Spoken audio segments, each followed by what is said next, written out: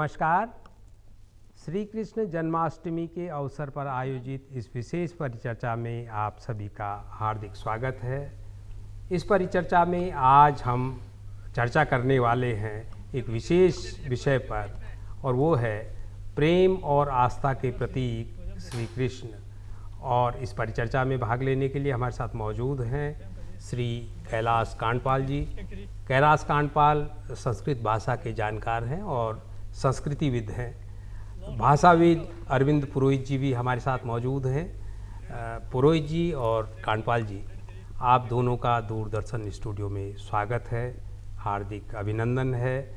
बातचीत की शुरुआत पुरोहित जी मैं आपसे करता हूँ, और आपसे मैं पहले यही जानना चाहूँगा कि हमारा जो कृष्णमय भारत है उसकी सीमाएं दरअसल कहाँ तक हैं, कहाँ तक आप इस कृष्णमय भारत को, इसका विस्तार पाते हैं?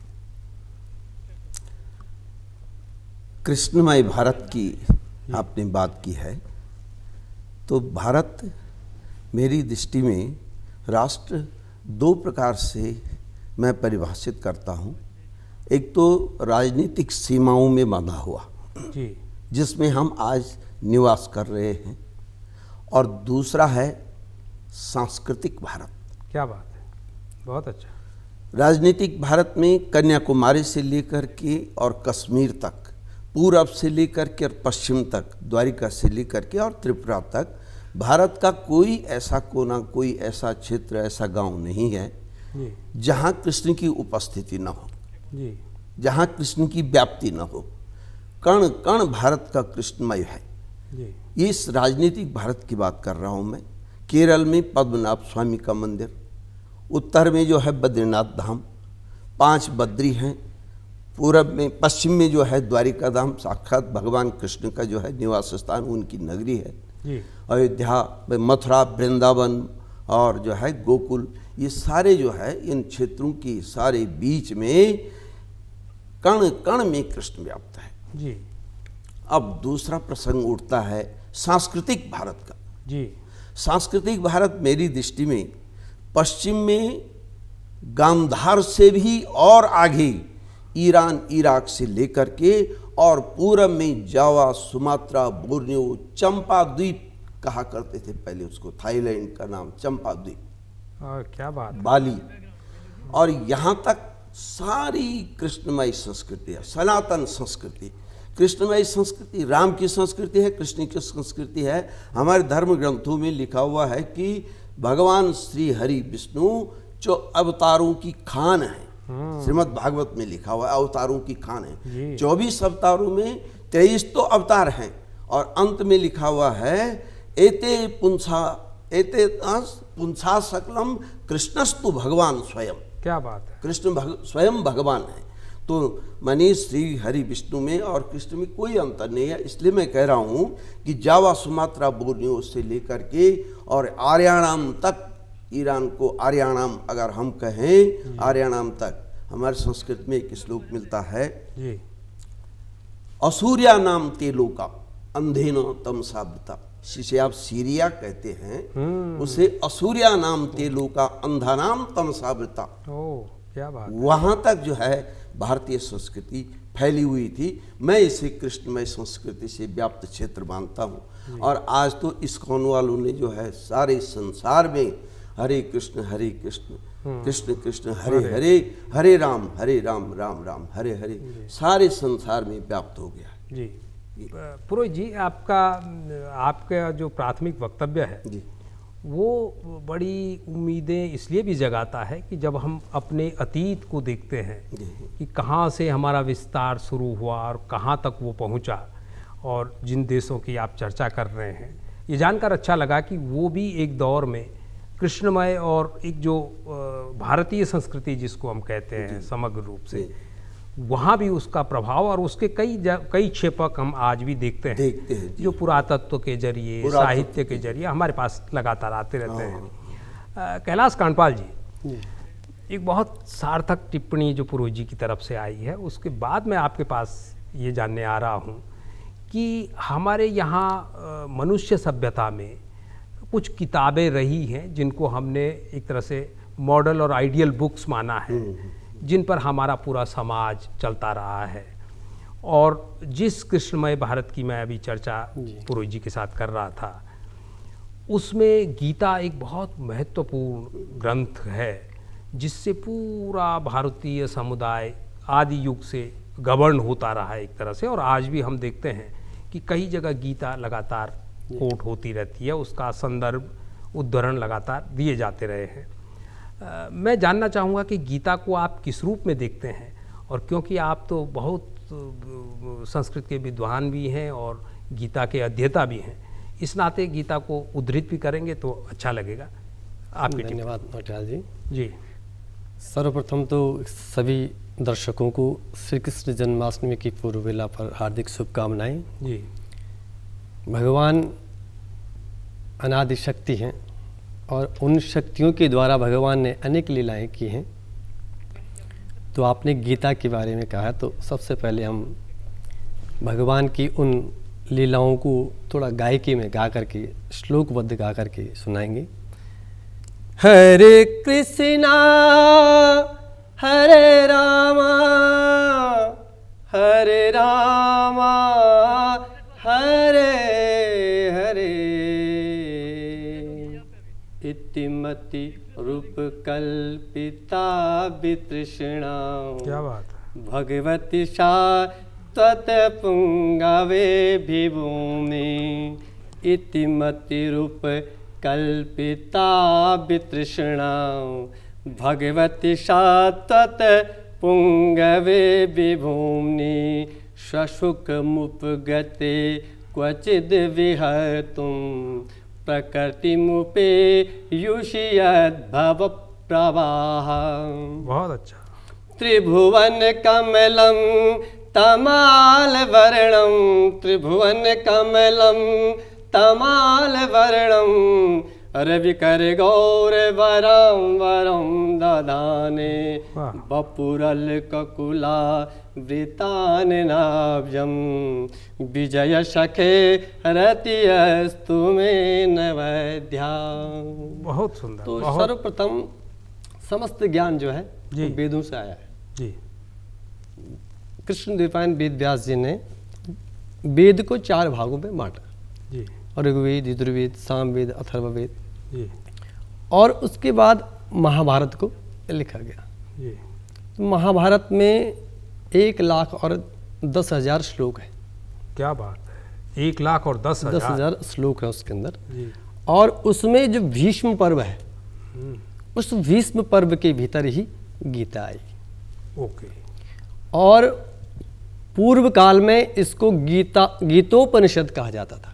गीता को। हाँ, आज हम इसको गीता कह रहे हैं, जी। लेकिन इसको सनातन धर्म में जी, पूर्व काल में गीतोपनिषद कहा जाता था। इसमें 700 श्लोक और 18 अध्याय हैं। अच्छा।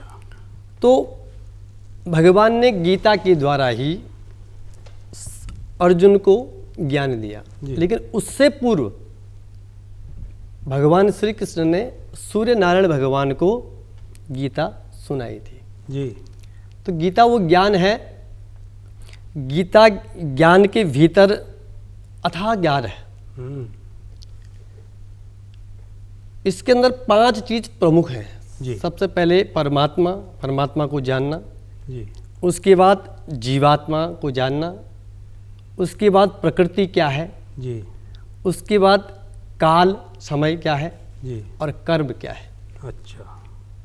तो जब तक हम परमात्मा को नहीं जानेंगे तब तक हम इन 4 चीज़ों को नहीं जान पाएंगे। जी, जी, तो परब्रह्म परमात्मा के बारे में कहा गया, ब्रह्मेति परमातेति भगवान इति सभ्यते। वही निर्गुण निराकार है, वही सगुण निराकार है, और वही सगुण साकार है। जी, लेकिन तीनों रूपों में वह अलग अलग रूपों में रहता है।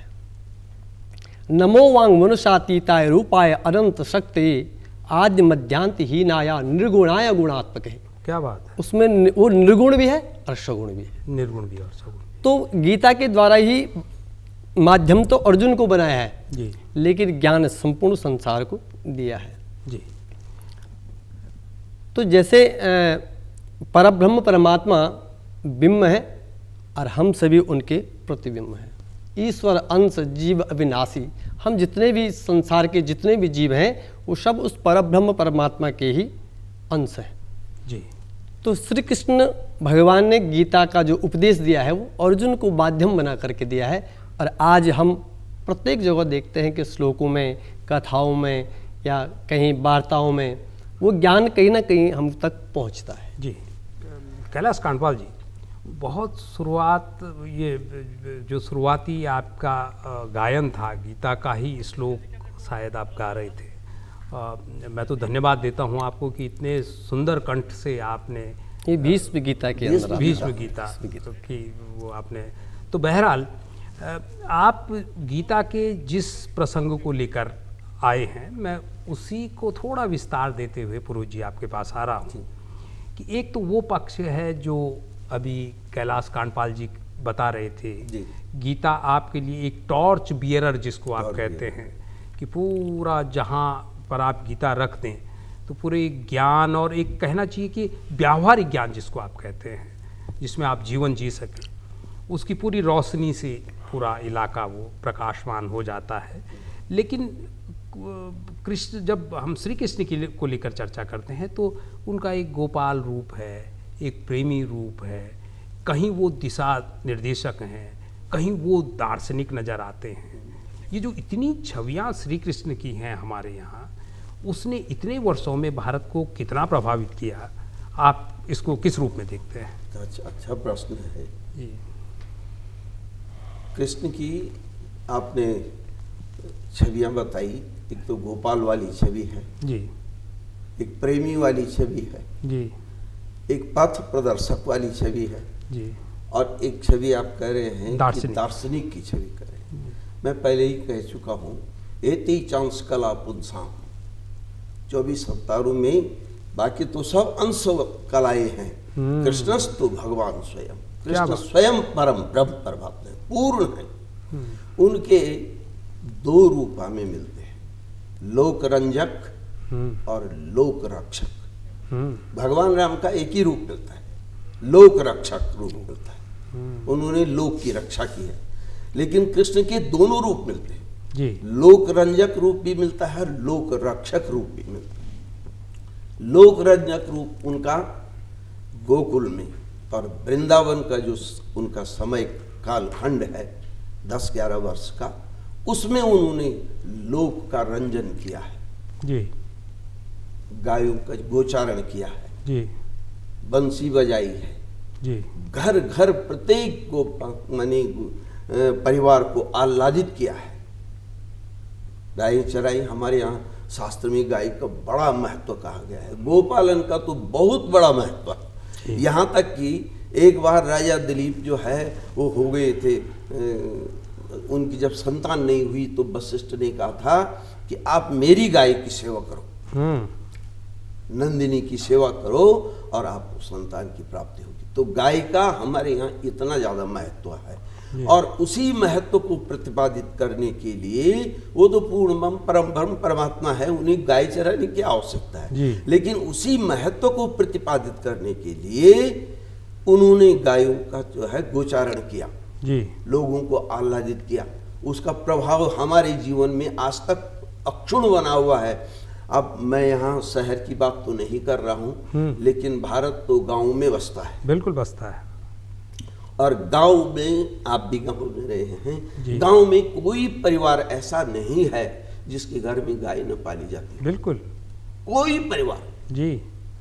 और तब जो है लोग आपस में ये कहते थे, यार गाय पूजन के लिए तो गाय पाल दे, एक समय आने पर गाय पूजन कैसे करेंगे। तो उसका प्रभाव आज तक अक्षुण्ण है कि कोई हिंदू परिवार ऐसा नहीं है गांव में जो गाय नहीं पालता है। और हम, आपने भी शायद बचपन में गाय चराई होंगी जी, हमने भी चराई हैं। हम देखते थे कि हमसे जो बुजुर्ग लोग होते थे वो क्या करते थे, अपने इसमें जेब में अलगोजा लेकर के जाते थे, बंसी को अलगोजा कहते हैं, और सारे जंगल में जगह जगह लोग अलगुजा बजाते रहते थे, बगडौली कहते उसको, तो वो बजाते रहते थे। केवल कुछ स्थान वर्जित थे जहाँ एड़ी आछरी कहते हैं वहाँ नहीं बजाते थे, बाकी वो सारा जंगल में मंगल मना रहता था, बड़ा आनंद आता था। ये कृष्ण का ही तो प्रभाव है। क्या बात है, बहुत बढ़िया, बहुत सुंदर। दूसरा रूप आपने पूछा उनका प्रेमी वाला रूप, तो हिंदी के कुछ कवियों ने, जैसे मैं आलोचना तो नहीं कर रहा हूँ लेकिन मैं अपनी रुचि के हिसाब से बोल रहा हूँ कि बिहारी दास जी ने भगवान कृष्ण का माध्यम बना करके और अपनी कुत्सित भावनाओं को, अपने राजा को, आश्रयदाता को प्रसन्न करने के लिए बहुत श्रृंगारिक वर्णन किया है। आप कल्पना करो 10 वर्ष के बच्चे के प्रति कोई काम वासना वाली भावना रख सकता? बिल्कुल भी नहीं रख सकता। एक सुंदर सा बच्चा जैसे ही माँ बाप को प्रिय होता है, सारी गांव को अच्छा लगता है, वही स्थिति भगवान कृष्ण की भी थी। उन्होंने सारे गोकुल में प्रेम का संचरण किया। वो उनका प्रेम जो है माता पिता का बच्चे के प्रति वो भी प्रेम है। बहुत बढ़िया जी। और बच्चे का अपने पिता के प्रति, वो माता के प्रति वो भी तो प्रेमी है। बिल्कुल है, बिल्कुल है। हम सब का भगवान के प्रति लगाव वो भी तो प्रेमी है जी। और स्त्री पुरुष के बीच का प्रेम वो भी प्रेमी है जी। लेकिन हम केवल उनमें कुछ कविताओं में केवल स्त्री पुरुष वाले प्रेम का चित्रण है जो मेरी दृष्टि से गलत है। क्या बात? 10-11 वर्ष का बच्चा, उसमें इस तरह का विकार नहीं हो सकता है। तो ये जो है उनका दिव्य प्रेम है बच्चे के प्रति, सारे लोगों का स्नेह हो, जिसे हम वात्सल्य कह सकते हैं। तो प्रेम के रूप में उन्होंने सारे गोकुल को जो है प्रेम सिखाया घर घर में। और हमारी तो सारी संस्कृति ही प्रेममय हो गई है उनकी वजह से जी। शास्त्र में साफ लिखा हुआ है कि आत्मना प्रतिकूलानि परेशान न समाचरे। ये प्रेम नहीं है तो क्या है? जो चीज आपको अपने लिए अच्छी नहीं लगती है, आप दूसरे के साथ भी ऐसा आचरण मत कीजिए। बस यही प्रेम है जी। प्राणी मात्र से प्रेम करना सिखाया उन्होंने। गाय से प्रेम, माने ग्वाल बालों से प्रेम, गायों से प्रेम, पशु पक्षियों से प्रेम, यहाँ तक कि प्रकृति मात्र से ही उन्होंने प्रेम किया जी। जी। तो ये प्रेम की ऐसी छाप उन्होंने छोड़ी कि हमारा सारा वांग्मय प्रेम से आप, माने हमने कभी किसी के दूसरे के प्रति बुरी भावना नहीं रखी। हमारे सनातन संस्कृति में सज्जनों दुर्जनों सज्जनों भूयात, सज्जनों शांति मापनुयात, शांतो मुच्चेत बंधेभ्यो मुक्तश्चान्यान विमोचयेत्। क्या बात? सारे दुर्जन सज्जन हो जाएं। दुर्जनों सज्जनों भूयात, सज्जन शांति मापनुयात, सज्जन लोग शांति को प्राप्त करें। शांतो मुच्चेत बंधेभ्यो, और जितने भी लोग शांत हो चुके हैं सारे बंधनों से मुक्त हो जाए। क्या बात है? और मुक्तश्चान्यान विमोचयेत्, आप मुक्त हो गए हैं लेकिन आप अपने तक सीमित मत रहिए, दूसरे को भी मुक्त करने का प्रयास कीजिए। इससे बड़ा प्रेम क्या हो सकता? क्या बात है जी। तो ये प्रेम की वाली स्थिति है। तीसरा आपने पूछा पथ प्रदर्शक। अब वो गोकुल और वृंदावन वाला बात समय जब निकल जाता है तो वो मथुरा में चले जाते। मथुरा में कंस का वध करने के बाद अपनी सारी राजधानी उठा करके कहाँ चले जाते हैं? द्वारिका में चले जाते हैं। उसके बाद उन्होंने तब भी कहीं नहीं देखा आपने कि उन्होंने बंसी बजाई। वहीं छोड़ दी वो बंसी जी। वहीं वो सारी लीलाएं वहीं छोड़ दी, बचपन की लीलाएं। और अब उनका लोक रक्षक रूप शुरू होता है। क्या बात है? सारे लोग की जो है आतताइयों का वध किया, पथ प्रदर्शन किया। अच्छा, मैं एक बात पूछता हूँ कि भगवान राम को या कृष्ण को क्या आवश्यकता थी कि शस्त्र लेकर के किसी शत्रु से लड़े? कोई आवश्यकता? वो तो घर से बैठ करके भी मार सकते थे। बिल्कुल मार सकते। लेकिन उन्होंने हमारा मार्ग प्रशस्त किया कि अगर आपको जीवित रहना है कर्म स्वयं करना पड़ेगा। और जिनको उन्होंने स्वयं कहा कि मैं मार सकता हूं इनको, सबको देख ले, मरे हुए हैं सब, तेरे को तो मैंने निमित्त मात्र बहुत सभ्य साचिन, तेरे को तो मैं निमित्त बना रहा हूं। क्या बात? लेकिन ये हमारे लिए उन्होंने पथ प्रदर्शन किया है कि मनुष्य को कर्म स्वयं करना पड़ेगा। क्या बात है? क्या बात? मेरा सहारा लो लेकिन कर्म तुम्हें करना पड़ेगा। ये उनका पथ प्रदर्शन है। कर्म करो, गीता में भी उन्होंने कहा है कि कर्मण्येवाधिकारस्ति, कर्म करो, तुम्हारे हाथ पर कर्म करना है। मां फलेषु कदाचित्, फल की चिंता मत करो, वो मिलेगा। जैसा कर्म करोगे वैसा फल जरूर मिलेगा। जी। और तीसरा उनका है दार्शनिक रूप। जी। तो भैया गीता से बड़ा कोई दर्शन है ही नहीं। क्या बात है, बहुत संसार के इतनी भाषाओं में किसी शास्त्र का अनुवाद नहीं हुआ है, किसी पुस्तक का अनुवाद नहीं हुआ है, जितनी भाषाओं में गीता का अनुवाद हो गया। जी। गीता सुगीता कर्तव्या किमन्य शास्त्र विस्तरे, अन्य शास्त्रों को पढ़ने की कोई आवश्यकता नहीं है। वेदों का निचोड़ है उपनिषद, जी। और उपनिषदों का निचोड़ है गीता। जी। सूक्ष्म रूप में सारे वांग्मय का निचोड़ करके गीता सुगीता कर्तव्या किमन्य शास्त्र विस्तरी या स्वयं पद्मनाभस्य मुख पद्माब्ज निश्रिता, भगवान के मुख से स्वयं निकला हुआ शास्त्र है वो भगवत गीता। जी। तो इससे बड़ा दर्शन तो संसार में कोई है नहीं। जी। आप कर्म करो, फल की इच्छा मत करो, और कर्म नहीं करोगे, मनुष्य मात्र ने जन्म लिया है, बिना कर्म के तो आप रह ही नहीं सकते। मैं यहाँ पर बैठा हूँ, कर्म ही तो कर रहा हूँ, आप भी कर्म कर रहे हैं, सभी कर्म कर रहे हैं, और कर्म करोगे अच्छा और बुरा उसका फल भी भोगना पड़ेगा। जी। पुरोहित जी, आपके बहुत शानदार वक्तव्य से दो तीन चीज़ें जो बड़ी मौलिक सी निकली, वो एक तो जो आपने कृष्ण के पूरे कालखंड को हिमालय से जोड़ा, कि हमारे यहाँ जब गांव में गोचर गाय चराने के लिए लोग जाते हैं तो अलगोजा बजाते हुए वो जो पूरा संगीतमय ध्वनि पूरे जंगल में गूंजती है, मुझे तो अपना अतीत याद हो आया है कि वो आज भी वो स्थिति है। एक तो ये आपने आपके उसमें एक मौलिक बात निकली। दूसरी चीज़ जो आपने कहा कि गीता सबसे ज़्यादा भाषाओं में ट्रांसलेट हुई है, और ये बिल्कुल सच बात है कि सबसे ज़्यादा पढ़ी जाने वाली किताब आज की तारीख में गीता है। और ऐसा भी माना जाता है कि जो हमारे यहाँ प्रबंधन शास्त्र है, मैनेजमेंट जिसको हम कहते हैं, इनसे बड़ा आपने स्वयं लिखा है शायद इस पर जी जी कि इनसे बड़ा मैनेजमेंट गुरु और कोई है नहीं। मैनेजमेंट गुरु कृष्ण, जिसने शस्त्र न उठाया और युद्ध जीत लिया। जी जी, आपने ही तो लिखा है शायद कहीं कि शस्त्र भी नहीं उठाया और युद्ध भी जीत लिया। इससे बड़ा मैनेजमेंट और क्या हो सकता है। तो अब कैलाश कांडपाल जी, पुरोहित जी की बात को थोड़ा आंशिक संशोधित करते हुए मैं आपके पास ये जानने आ रहा हूँ कि इस दौर में, जिस दौर में हम लोग रह रहे हैं, एक भागम भाग की ज़िंदगी है, जीवन में इतने सारी प्रतिस्पर्धाएं हैं कि उसमें अपने लिए मनुष्य को जीवन, अपने लिए कुछ क्षण निकालना बड़ा दुष्कर हो गया है। ऐसी स्थिति में आप गीता को जीवन जीने के लिए आज के दौर में कितना प्रासंगिक समझते हैं? और फिर मैं ज़रूर, मेरी अपनी आत्मीय इच्छा है और हमारे दर्शकों की भी होगी कि इस निमित्त आप एक दो श्लोक में अगर अपनी बात को पुष्ट कर सकें और वो श्लोक गए हों तो और भी अच्छा। धन्यवाद नौटियाल जी, आपने बहुत सुंदर प्रश्न किया है कि आज की जो दुनिया है, ये भागम भाग वाली दौड़ दुनिया है, लोगों के पास सब कुछ है लेकिन समय नहीं है। बहुत बड़ी बात है जी। सब कुछ है, घर है, बाहर है, पैसा है, रुपया है, और इस कलिकाल में समय नहीं है। इसीलिए इसका नाम कलयुग है। कलि का अर्थ है काल, काल में समय जी। तो कलिकाल में हमारे पास सब कुछ कम है। मंदाशु मंद मतियो मंद भागा यपद्रुता, हमारे पास मति भी बहुत कम है। हमें इतनी बुद्धि नहीं है हमें कि हमें सारे शास्त्र याद हो जाए जी।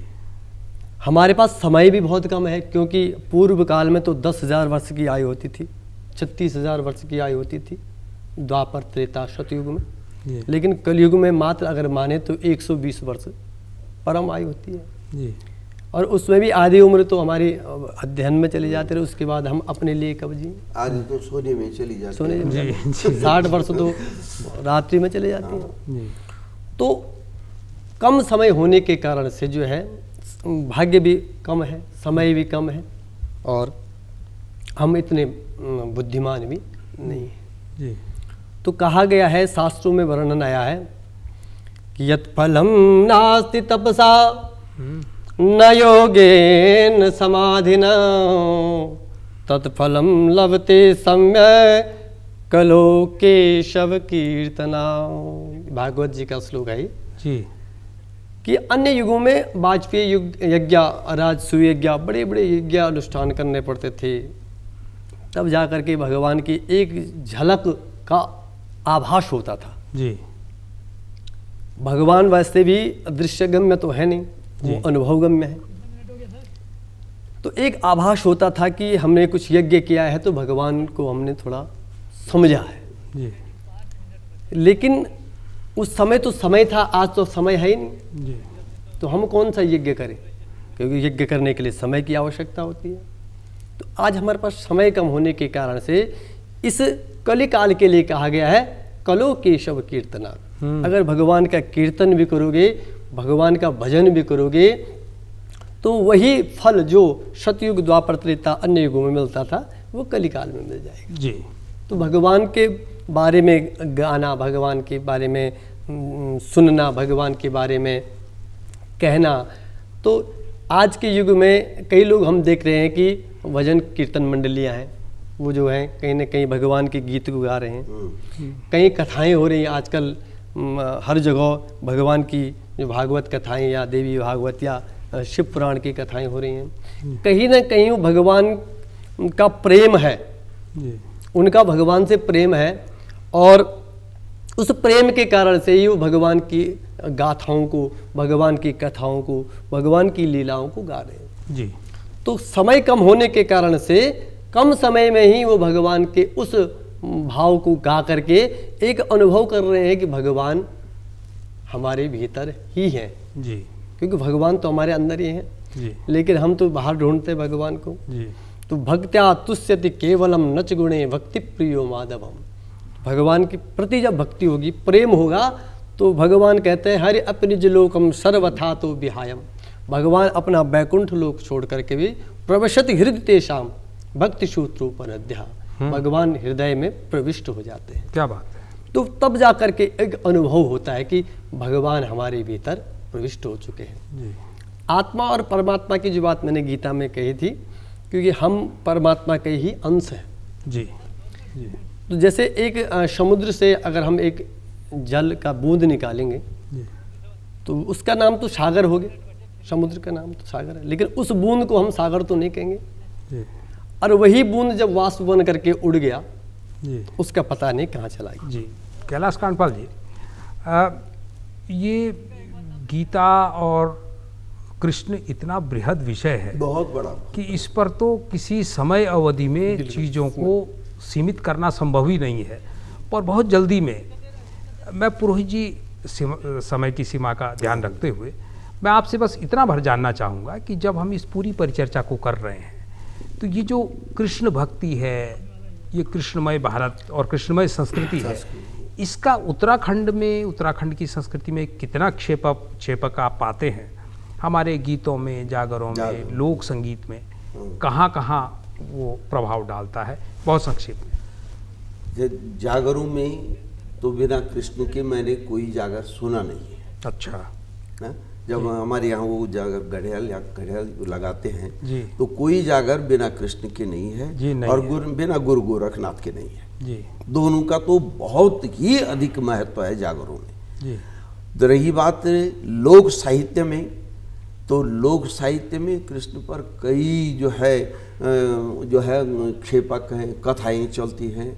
मुर्गी को कहते हैं हमारे घरों में मुर्गी को कलंकी भगवान कृष्ण ने दी थी। जी जी वो जो है कहीं गई बहुत थी, बहुत उसने समय चर्चित पर लोक जो है, कथा है। नहीं, पर चर्चित कहानी थी ये। जी। और ये तो इस तरह से लोक में जो है कृष्ण बसे हुए। जी। आप सेममुखी में जाएंगे जी तो सेममुखी में नागराजा का मंदिर है। जी। नागराजा का अर्थ उससे नहीं है सर्पराज से। जी। नागराजा का अर्थ है भगवान कृष्ण से। कृष्ण से बिल्कुल। और मैं तो वहाँ 3-4 साल रहा हूँ, तो वहाँ लोक प्रचलन में ये विश्वास है लोगों का, लोक विश्वास कि जन्माष्टमी के दिन वहाँ नारद की वीणा की धुन सुनाई देती है रात को। अच्छा। ऐसा लोक विश्वास है। लोक विश्वास है। जी मैं लोक विश्वास की बात कर रहा हूँ। जी। और मैंने इतना दूर दूर तक जो है भगवान कृष्ण का जो है व्यापक क्षेत्र बना हुआ है। एक बहुत पहले एक झुमेलो लगाते थे गांव में। जी, झुमेलो। तो मुझे आज भी याद है एक झुमेलो का एक छोटा सा अंश है। जी। चल सयाणी तिमला दानी ऐसु बद्रीनाथ,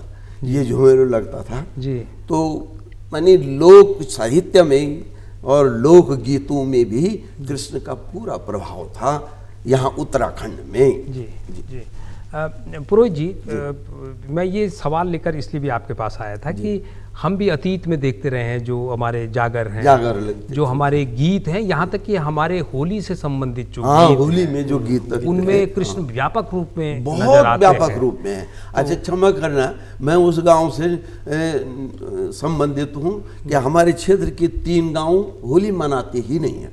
जी, क्यों, वजह पता नहीं क्या बात है, लेकिन वो 3 गांव ऐसे हैं जो होली नहीं मनाते, इसलिए होली के गीतों के संबंध में मुझे ज्यादा जानकारी नहीं है। लेकिन हमारे खास कर कुमाऊं अंचल में बहुत कुमाऊं में तो खैर बहुत है, उनमें कृष्ण व्यापक रूप में बहुत व्यापक रूप में। बहरहाल अरविंद पुरोहित जी और कैलाश कांडपाल जी, आप लोगों ने पूरे परिवेश को ऐसा कृष्णमय बनाया और एक आध्यात्मिक परिवेश जो निर्मित होता है, मन तो नहीं था कि इस बहस को हम इस मुकाम पर छोड़ें, लेकिन समय की अपनी सीमा है।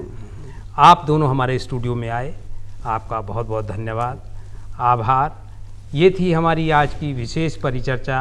अगली बार किसी नए अवसर पर कुछ नए मेहमानों के साथ आपके बीच आएंगे। तब तक के लिए इजाज़त दीजिए। नमस्कार।